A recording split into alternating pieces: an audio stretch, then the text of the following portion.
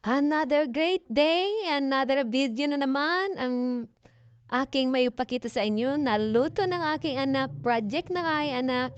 So yun muna ang aking ipopost guys, mga project. Mayan Style in BCE, Mayan Style in BCE. Like, comment, subscribe, and share. Subscribe na! Mayan Style in BCE. Boneless bangos. Yan na naman ang project ng aking anak na yon. So ayan, kung makikita nyo, binibiak niya yung bangos. Hirap na hirap yung aking anak pagbiak ng bangos. So parang ang mga ex nyo na ang hirap limutin. Tatanggalan ng tinik kasi boneless. So di ko alam yung mga guro bakit yan pa ang kanilang ibinibigay na project sa mga bata na mahirap gawin. So pero dahil diyan matututo nga talaga yung aking anak paano maglinis ng isda. First time umawag ng isda, maglinis ng isda. Kaya dahil dyan, mayroon naman tayong kwento, mayroon naman tayong motivation, mga kamaya. Ang magtanim ng sama ng loob ay hindi biro. Paano nga ba natin mapapagtagumpayan ang mga bibigit nating saluhubin? Ang magtanim ng sama ng loob ay hindi biro. Paano ba natin mapapagtagumpayan ang mga daladala nating mabibigat na saluubin? Miyak ang isang ina at tinatanong niya ang anak niyang babae, ano ba ang pinaghuhugutan mo ng matinding galit sa akin? Ako ang iyong ina na nagluwal at nagpalaki sa iyo. Respeto lang, hindi ako perfect. Wala akong idea kung ano ang kinagalit mo. Gitna sa magkakapatid si Maria, lumaking may galit sa magulang dahil yan daw ang pinaramdam sa kanya mula nang siya ay bata pa. Minahal daw ng magulang niya ang lahat niyang kapatid.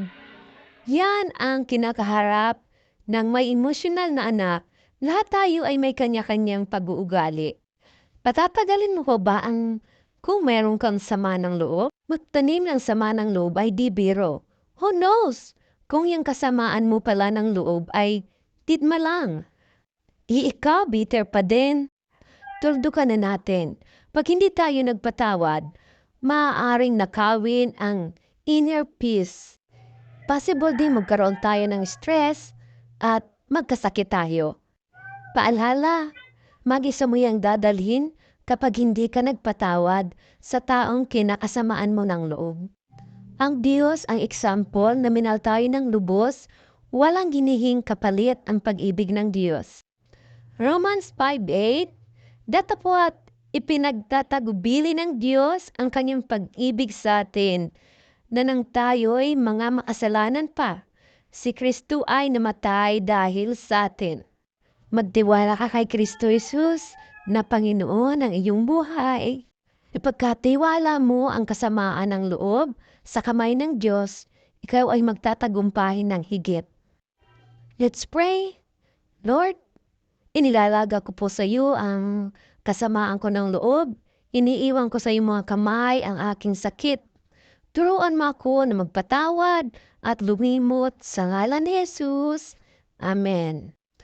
Makipag one-to-one ka kay God, isuko mo ang lahat ng iyong nararamdaman, iiyak mo lang kay God, at pagkatapos ng iyak, mararamdaman mo 100% na mabuti ang pakiramdam mo. Ingatan ninyo huwag tumalikod ang sino man sa inyo sa pag-ibig ng Diyos. Huwag kayong magtanim ng sama ng loob na dahil dito'y mapapasama ang iba. Mga Hebreo 12:15. Kaya naman kapatid, ilit gumuna yan. Let God move in feeling. God bless you. God loves you.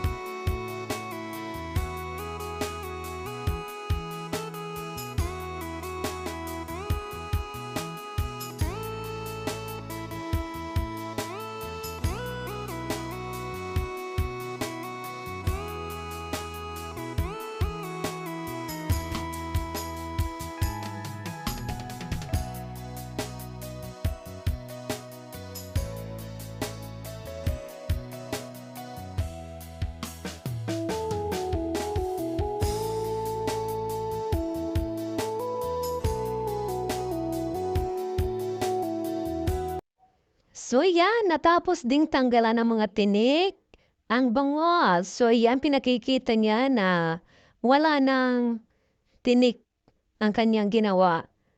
So ayan, ang gagawin ko naman dyan ay isisigang ko na. Isigang na natin ang bangos na kanyang tinanggalan ng tinik. So may ulam na kami ngayong gabi. So ayan, ipiprepare ko na din yan para aking hati-hatiin. So yan, pinakikita niya yung mga tinik na kanyang tinanggalan.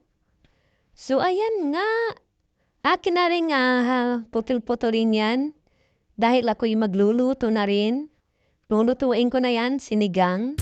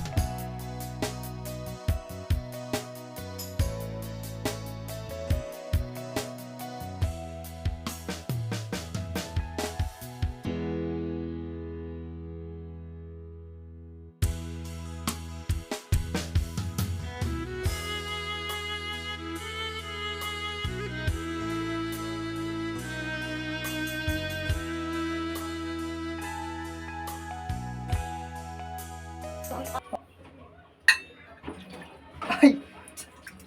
One. Two. Three. Okay. Sunod. Ito. Papakulo mo hindi pa, oy! Papakulo na! Ano ba yan? Lagay ko na to. Siya ang nagluluto pero nagtanong siya kung supas daw ba yun. Natatawa ako sa anak ko. Pagkatapos ng soup na yan, wala na. Tapos na kanyang project. Man, di naman natutunaw. Isagin mo ng kutsara.